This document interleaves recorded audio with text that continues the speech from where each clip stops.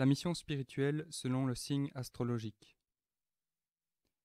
Maison 3, le signe des Gémeaux. Du 16 juin au 15 juillet selon l'astrologie sidérale. Thèmes généraux, communication, dualité. Quelques caractéristiques au niveau involutif, superficialité, instabilité, prétention, enfantillage, nervosité. Au niveau évolutif, vivacité, ouverture, ingéniosité, adaptabilité, goût des échanges. Le signe des Gémeaux est un signe masculin, de l'air, mutable. Sa planète, Mercure, et on l'associe à la carte du tarot, l'arcane, l'impératrice. La mission, parfaire la découverte de ses propres valeurs dans un rapport plus ouvert avec le monde extérieur. Réconcilier les contraires dans une découverte de leur unité profonde.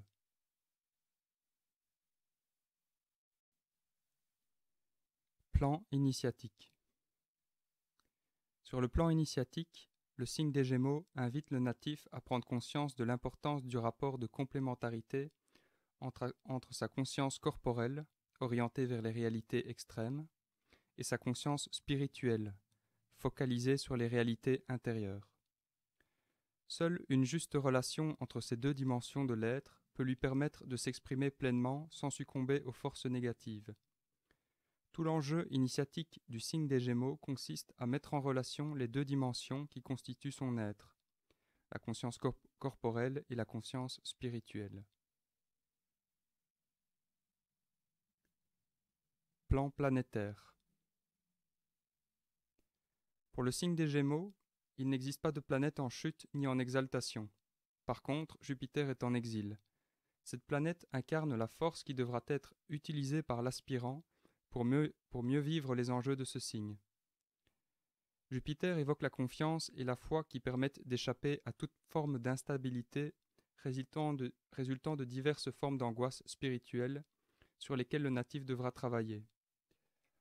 La confiance et la foi lui permettent de transcender efficacement les craintes qu'il pourrait ressentir quant aux véritables contrastes et à certaines oppositions affrontées en s'ouvrant au monde extérieur. Grâce aux injonctions de Jupiter, le natif acquérera naturellement certaines qualités incarnées par Mercure en domicile, celles-ci en rapport avec la médiation. Ainsi, il développera une force intérieure qui l'amènera à établir un rapport dynamique entre ses propres valeurs, celles de son être profond, et les valeurs de son environnement extérieur. Une grande facilité d'adaptation, une souplesse mentale ainsi qu'une capacité à relativiser les faits de l'existence lui seront accordées. Voilà l'essentiel de l'enjeu de ce signe.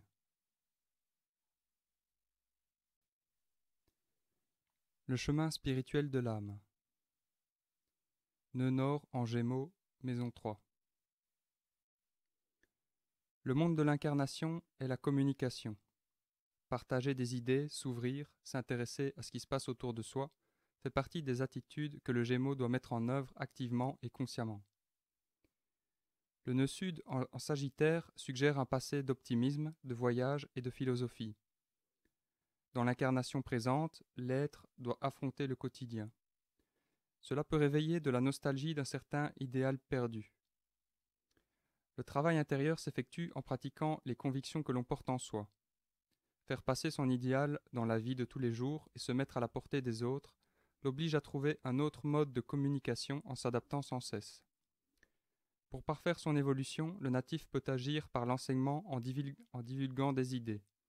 Il doit s'assouplir et s'adapter sans cesse. L'apprentissage spirituel de l'âme. Saturne en Gémeaux, maison 3. Le chemin d'apprentissage en Gémeaux passe par tout ce qui se rapporte à l'environnement immédiat. La communication, la découverte, le goût d'apprendre et d'enseigner. La vivacité et la spontanéité communicative sont constamment affrontées, ce qui oblige le Gémeaux à plus de réflexion. Des événements difficiles en lien avec la fratrie ont laissé des marques. Un inconfort se traduit par le manque de confiance en sa capacité intellectuelle, d'analyse et de communication. Le natif a tendance à accumuler un savoir varié mais sans substance approfondie. Les événements de la vie aideront ce natif à mieux le canaliser. Il devra apprendre à utiliser sciemment le pouvoir de la communication et celui de la pensée. Saturne en Gémeaux, mu par son insécurité intellectuelle, pousse à toujours mieux approfondir et à élargir son champ de connaissances. Se sentant toujours en apprentissage, en essai ou en analyse, le natif vit une mise en ordre continuelle de ses connaissances. Transmettre son savoir lui est primordial. Un vrai talent de communicateur peut en ressortir. Il cherche à atteindre tout le monde avec une grande clarté de propos. La dualité est associée en Gémeaux. Avec Saturne, cela peut entraîner une grande sensibilité devant toute division, tout antagonisme, toute opposition. Une paralysie quant à toute situation conflictuelle en résulte souvent. Excellent arbitre dans les conflits, capable de relier et de voir au-delà de la dualité avec une belle ouverture d'esprit.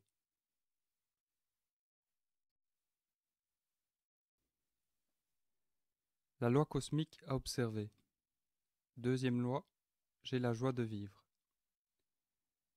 Lorsqu'un homme vit en harmonie avec son être biologique, qu'il répond à l'élan de son âme, il ressent la joie de vivre, car il porte en lui la plénitude qui alimente le fonctionnement parfait de sa personnalité, corps et âme.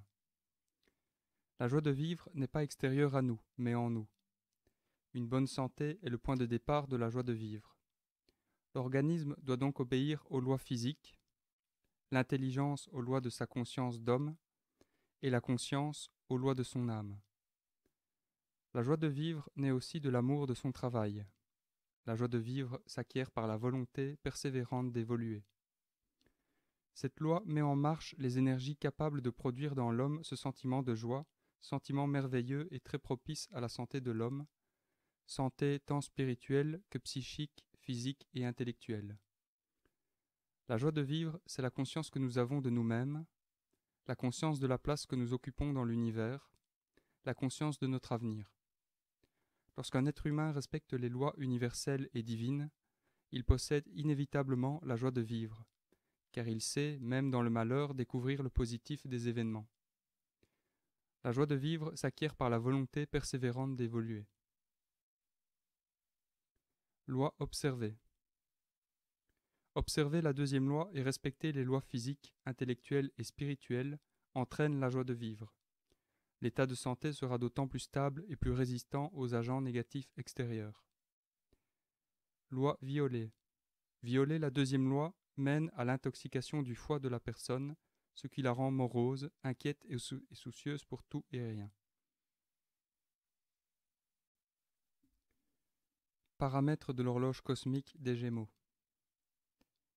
La note clé, donc la vibration dominante de votre personnalité. Je pense. Qualité divine. La qualité que vous devez manifester dans ce cycle. Sagesse divine. Perversion. Les énergies de votre karma négatif que vous devez transmuer durant ce cycle. Envie, jalousie, ignorance de la loi. Rayon de lumière. Le rayon de la conscience que vous avez l'occasion de maîtriser et sa couleur. Le premier rayon, le rayon bleu. Caractéristiques du rayon. Donc les attributs divins que manifeste ce rayon. Volonté divine, foi, pouvoir, perfection. Perversion du rayon. Les défauts qui se manifesteront si vous ne maîtrisez pas ce rayon. Volonté humaine, impuissance. Chakra. Le centre d'énergie spirituelle que vous devez développer. La gorge. Donc le 5e chakra.